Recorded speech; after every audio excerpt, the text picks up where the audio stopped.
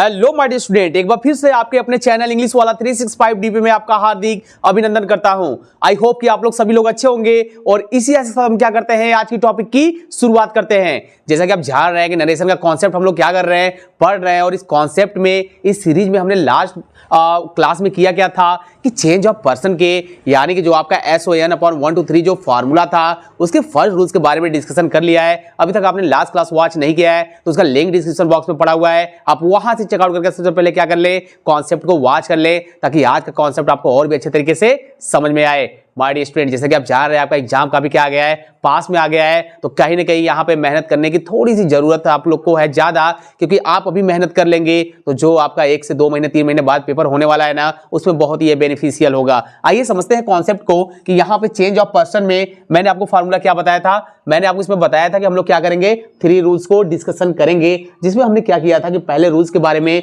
2 example के साथ हमने क्या किया था, उसके कॉन्सेप्ट को समझ लिया है। आज हम लोग देखेंगे सेकेंड रूल्स क्या है एंड थर्ड रूल्स क्या है, कैसे चेंज करेंगे डायरेक्ट से इनडायरेक्ट में जो गिवन आपका सेंटेंस रहेगा। तो चेंज ऑफ पर्सन में मैंने आपको क्या बताया था कि आपका जो फॉर्मूला होता है 1 2 3 और उसके ऊपर क्या था आपका सन, यानी कि जो मैंने आपको बताया था ये आपका क्या था SON, ये आपका था रिपोर्टिंग वर्ब, यानी कि SON को बोलते हैं रिपोर्टिंग वर्ब एंड 1 2 3 को क्या बोलते हैं, रिपोर्टेड वर्ब। तो ये आपका जो रिपोर्टेड वर्ब है ये आपके क्या करता था, ये आपके पर्सन को शो करता था, ओनली आपके पर्सन को शो करता था, यानी कि first person, second person and third person. और आप जानते हैं कि जो रिपोर्टिंग वर्ब का ये क्या था, एस का मतलब क्या था आपका सब्जेक्ट था, एंड ओ का मतलब क्या था आपका ऑब्जेक्ट था, एंड आपका एन का मतलब क्या था, नो चेंज था। एंड माय डियर स्टूडेंट, मैं इसी के सामने क्या लिख दे रहा हूं, 1 क्या हो गया आपका फर्स्ट पर्सन एंड सेकेंड से इसका मतलब क्या हो गया आपका सेकेंड पर्सन, और आप देख रहे हैं कि 3 का मतलब क्या होता है, यहाँ पे हम लोग इसको रिलेट करेंगे थर्ड पर्सन से। तो चलिए इस वाले कॉन्सेप्ट को मैं लिख दिया रिपोर्टेड वर्ब, मैंने लिखा रिपोर्टेड वर्ब, और यहाँ पे मैंने इसको क्या लिख दिया, रिपोर्टिंग वर्ब। अब कॉन्सेप्ट ये आपको कैसे बोलेंगे, अच्छा जरा ये बोला जाएगा सर सब्जेक्ट को बोल के दिखाइए, तो बोलेंगे कैसे, the subject of reporting verb, यानी कि रिपोर्टिंग वर्ब क्या है, आपका सब्जेक्ट है and object of reporting verb, and यहाँ पे आप क्या करेंगे, first person of reported verb and second person of reported verb and third person of reported verb. इस तरह से हम करेंगे क्या कि यहाँ पे बोलेंगे, इसी को हम लोग क्या बोलते हैं, सन फार्मूला, जो कि आप नरेशन में सुनते आए हैं। आपके क्लास में भी आपको टीचर क्या किए होंगे, पढ़ाए होंगे। अगर कहीं पे भी आप लोग ऑफलाइन कोचिंग लेते हो, यदि नहीं लेते हो तो यहाँ पे दिल लगा के आप पढ़ते रहिए, यहाँ पे कोई भी कॉन्सेप्ट आपको छोड़ा नहीं जाएगा। सो आइए यहाँ पे देखते हैं कि जो हमारा सेकेंड रूल्स है चेंज ऑफ पर्सन में, वो है क्या कि यदि आपके रिपोर्टेड वर्ब का सब्जेक्ट सेकेंड पर्सन रहेगा, यानी कि रिपोर्टेड वर्ब में जो आपका सेंटेंस गिवन रहेगा, जो इसमें सब्जेक्ट रहेगा वो सेकेंड पर्सन रहेगा। आप जानते हैं कि सेकेंड पर्सन में आपका कौन सा सब्जेक्ट होता है, यू होता है। और यहाँ पे जो ये चेंज किसके अकॉर्डिंग होगा कि आप चेंज करेंगे इसे रिपोर्टिंग वर्ब के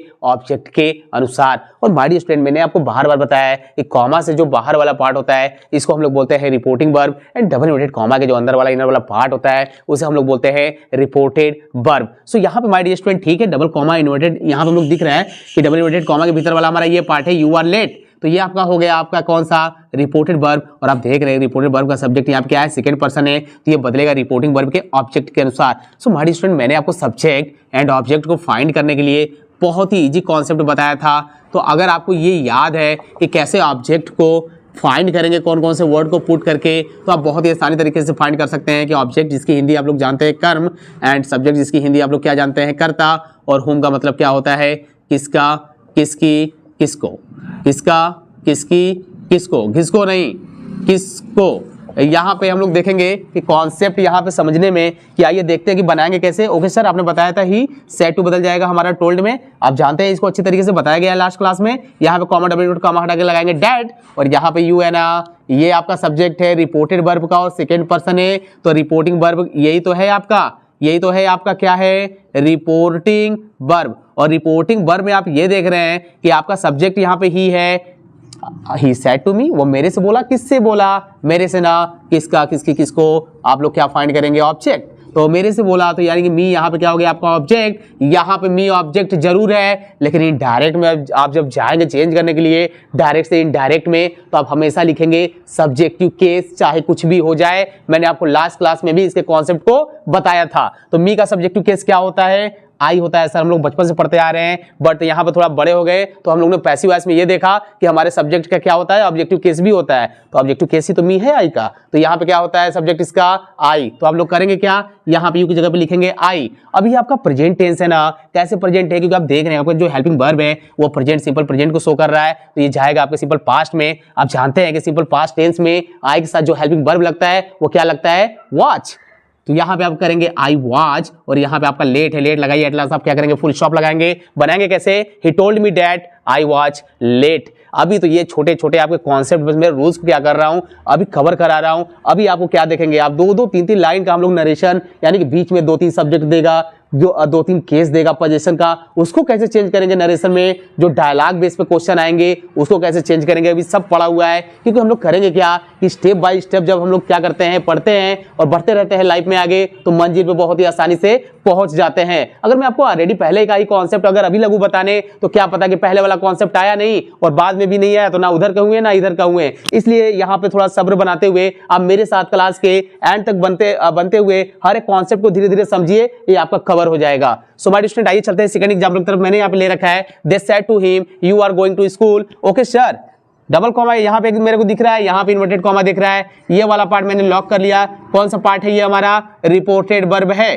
रिपोर्टेड वर्ब है, सब्जेक्ट क्या है, यू है। यही तो हम रूल्स पढ़ रहे हैं कि यदि रिपोर्टेड वर्ब में हमारा सब्जेक्ट क्या होगा, सेकंड पर्सन होगा, तो चेंज होगा रिपोर्टिंग वर्ब के ऑब्जेक्ट के अनुसार, और कॉमा के बाहर वाले पार्ट को बोलते हैं रिपोर्टिंग वर्ब। अब तो रट गया है सर, कोई दिक्कत नहीं। अब अगर आप नहीं भी बताएंगे तब भी हम लोग क्या करेंगे, समझ लेंगे। तो यहाँ पे आप देख रहे हैं कि यहाँ पे दे सब्जेक्ट है, चलिए बनाते हैं। यहाँ पे हो गया दे, सेड टू बदल जाएगा टोल्ड में, यहाँ पे ही में हिम लिखिए, कामा डबल कामा हटाएंगे लगाएंगे डैड, और यू सेकंड पर्सन है, बदलेगा ऑब्जेक्ट के अनुसार। ऑब्जेक्ट क्या है, हिम। हिम तो है लेकिन किसका है, ही का ना। तो मैंने आपको बताया था कि सब्जेक्टिव केस लिखना है, ठीक है, लिख देते हैं। यहाँ पे ही वाज, यहाँ पे हिम का ही होता है subjective case, he was going to school. कितना इजी है समझना इसको।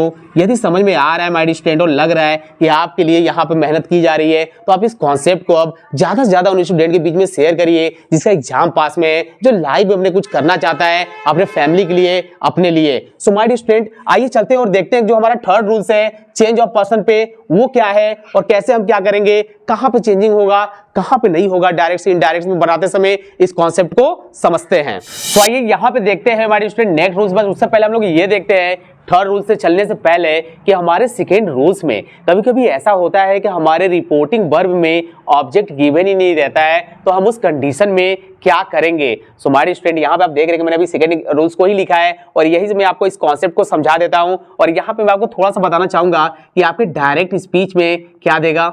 यदि आपके डायरेक्ट स्पीच में गिवन रहेगा से, और उसके साथ टू नहीं रहेगा, से, सेज एंड सैड, तो आप करेंगे क्या, सिंपली इसको चेंज नहीं करेंगे, बस इसके साथ आप करेंगे क्या, डैट लगाएंगे इनडायरेक्ट में।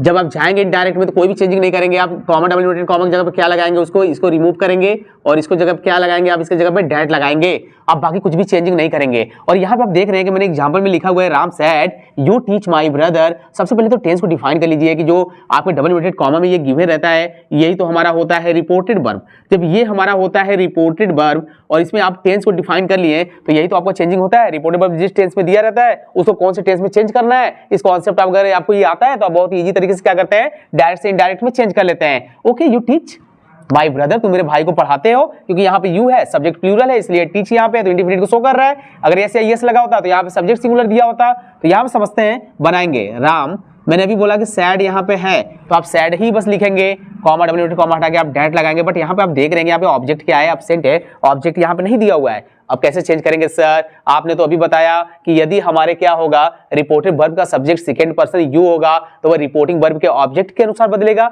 ऑब्जेक्ट तो गिवन ही नहीं है, अब क्या करें। तो इस केस में आपको बस ये ध्यान देना है कि ये आप अकॉर्डिंग टू, ठीक है, first person and third person किसके, रिपोर्टिंग वर्ब के अकॉर्डिंग आप क्या करेंगे, यहाँ पे चेंज करेंगे।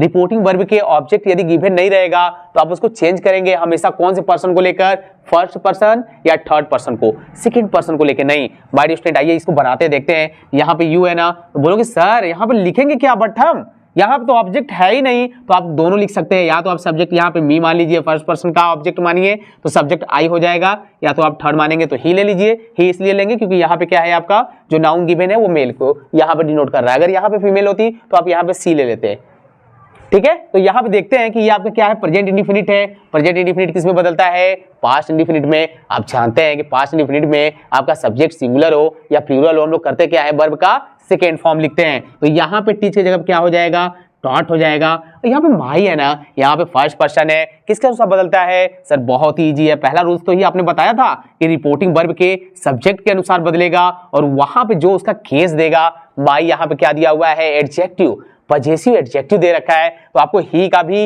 यानी कि राम का आपका प्रोनाउन क्या होता है, आप जानते हैं कि ही होता है। तो उसके जगह पे हम लोग करेंगे क्या कि यहाँ पे सिंपली लिखेंगे हिज, आप भी पजेसिव लिखेंगे तो ही का होता है हिज। यहाँ पे ब्रदर है, आप सिंपली क्या करेंगे, यहाँ पे ब्रदर लिखेंगे, एट लास्ट फुल स्टॉप लगा देंगे तो बनेगा क्या, Ram said that I he taught his brother. यदि आप यहाँ पे आई को क्या करेंगे, डिनोट करेंगे तो वहां पे माई यहाँ पे तो ऑलरेडी गिवन ही है, तो आपका करेक्ट वैसे भी होता। यहाँ पे आपको ये देखना है, यहाँ पे जो आपने लिया है तो इससे आपको मतलब नहीं है, आपको ये देखना है कि ये कौन से पर्सन है और यहाँ पे क्या वास्तव में फर्स्ट पर्सन के अकॉर्डिंग चेंज होगा तो गिवन है कि नहीं हमारे रिपोर्टिंग वर्ब में, इसको आपको ध्यान देना है। माय डियर स्टूडेंट, अभी भी आपका एक रूल्स बच रहा है, लेकिन मुझे पता है कि आप बोर हो रहे होंगे, वीडियो ज्यादा लेंदी ना हो जाए, इसलिए हम करेंगे क्या कि आज के कॉन्सेप्ट को यहीं पे स्टॉप करेंगे और नेक्स्ट क्लास में देखेंगे कि चेंज ऑफ पर्सन के कॉन्सेप्ट में जो हमारा थर्ड रूल्स है हम उसको कैसे चेंज करेंगे, डायरेक्ट से इनडायरेक्ट में। इस कॉन्सेप्ट को नेक्स्ट क्लास में देखा जाएगा। तब तक आप हमारे साथ बने रहिएगा। All the best.